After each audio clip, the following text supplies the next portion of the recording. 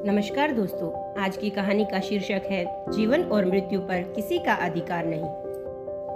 बहुत समय पहले की बात है। एक गांव में एक शिकारी रहा करता था। वह शिकारी अक्सर हिरण का शिकार किया करता था। उस शिकारी को हिरण का शिकार करने में मजा आता था। एक दिन की बात है, शिकारी अपने धनुष को लेकर शिकार करने के लिए जंगल की ओर चला गया। जंगल में वहां उसे एक हिरण नजर आया। शिकारी अपना तीर निकालकर हिरण को शिकार बनाने वाला था कि तभी उसे एक बकरा नजर आया। शिकारी के मन में आया, अगर मैं इस हिरण के साथ इस बकरे को भी शिकार कर लूं तो मुझे कई दिनों तक आराम हो जाएगा। शिकारी ने इसके लिए आगे सोचा, मुझे पहले हिरण को अपना शिकार बनाना चाहिए, उसके बाद ही बकरे को मारना चाहिए, क्योंकि हिरण जल्दी भाग सकता है, लेकिन बकरा जल्दी नहीं भाग पाएगा। शिकारी ने पहले हिरण को अपना शिकार बना लिया। जब हिरण जमीन पर गिर गई तो शिकारी ने आगे बढ़कर उस बकरे पर भी बाण चलाया।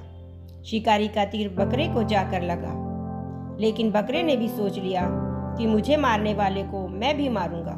और दूसरी तरफ शिकारी का सिर एक पत्थर से टकरा गया। वहीं बकरे और शिकारी दोनों की मौत हो गई।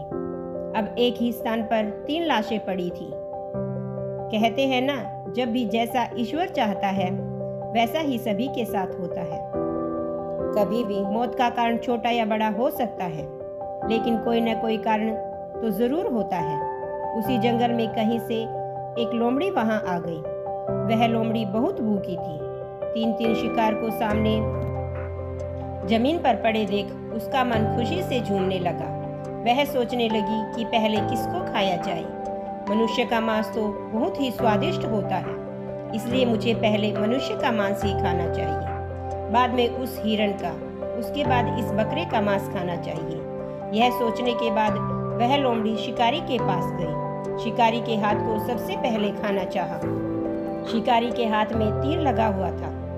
जैसे ही शिकारी के हाथ को लोमड़ी ने काटना चाहा, उसके मुंह में तीर आर पार हो गया। उसके बाद उस लोमड़ी की भी वही मौत हो गई। अंत में सब एक ही स्थान पर मरे पड़े थे। दोस्तों, कहानी कैसी लगी कमेंट करके बताना। यदि पसंद आए तो चैनल को लाइक, शेयर और सब्सक्राइब कर सकते हैं। देखने के लिए धन्यवाद।